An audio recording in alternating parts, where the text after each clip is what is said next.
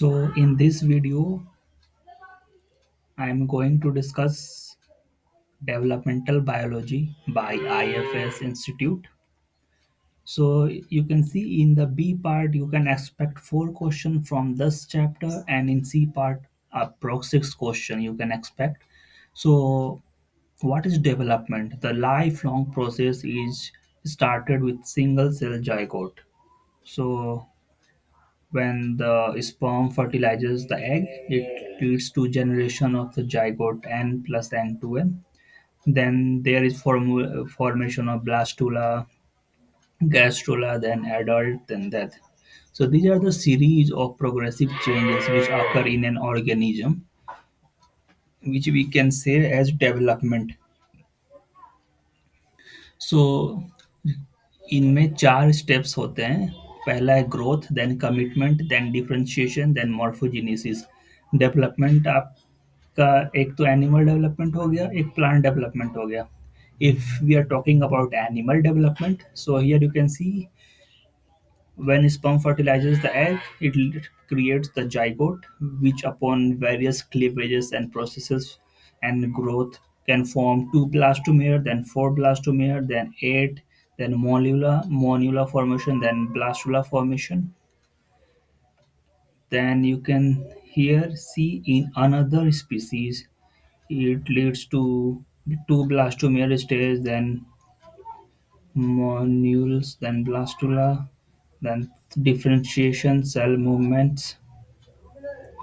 Here you can see the blastopore. So this the ये जो बाहर वाला है ये एक्टोडर्म हो गया, जो बीच वाला लेयर है वो मेसोडर्म, और अंदर वाला लेयर एंडोडर्म। और ये फिर उसके बाद ग्रोथ में आपका क्या होगा, सेल डिवीजन होगा, सेल इलोंगेशन होगा। अगर सेल डिवाइड कर रहा है, एक दो में बन रहा है, तो वो माइटोसिस हो गया। देन फिर उसके बाद सेल इलोंगेट करेगा, डेवलप करेगा। सो एनिमल्स में अगर आप देख रहे हो तो जो अर्ली क्लीवेज डिवीजन होता है वो बहुत रैपिड होता है। माइटोटिक डिवीजन होते रहता है।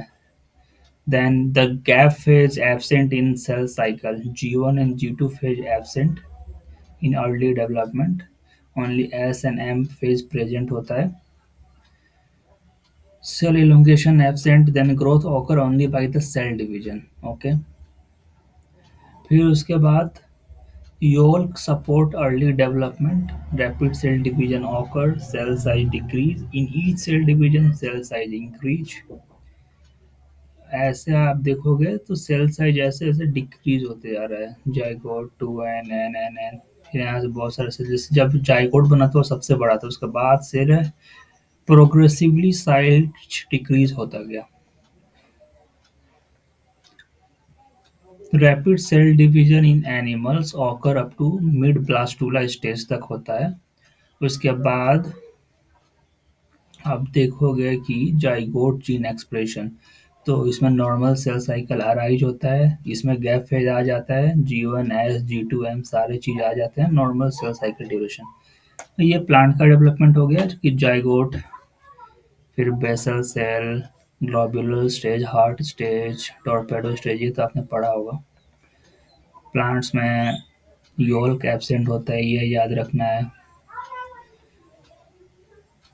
और ग्रोथ में आपको एक ये चीज पढ़ना है, आइसोमेट्रिक ग्रोथ। इसमें क्या होता है कि सिंक्रोनाइज होती है ग्रोथ, और सारे सेल्स का जो रेट होता है ग्रोथ का वो बराबर होता है, और साइज भी इक्वल होता है सेल्स का। तो यहाँ आप देख सकते हो सेल का साइज इंक्रीज है। जैसे ह्यूमन केस में क्या हो रहा था, साइज डिक्रीज होते चला गया था।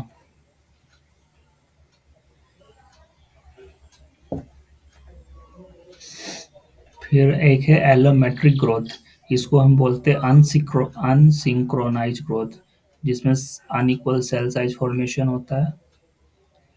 ये प्लांट डेवलपमेंट में we can see function formation of different size and shape structure. जैसे प्लांट्स में अलग अलग पार्ट्स होते हैं, अलग अलग फंक्शंस होते हैं, इसलिए अलग अलग सेल के साइजेस होते हैं। फिर एक ये है डिटर्मिनेट और इनडिटर्मिनेट ग्रोथ। डिटर्मिनेट ग्रोथ मतलब एक फिक्स टाइम तक वो ग्रो होगा, उसके बाद नहीं होगा। और इनडिटर्मिनेट ग्रोथ क्या है कि जैसे जैसे आपका एज बढ़ते जाएगा वो साइज भी इंक्रीज होते जाएगा, उसका कोई लिमिट नहीं है।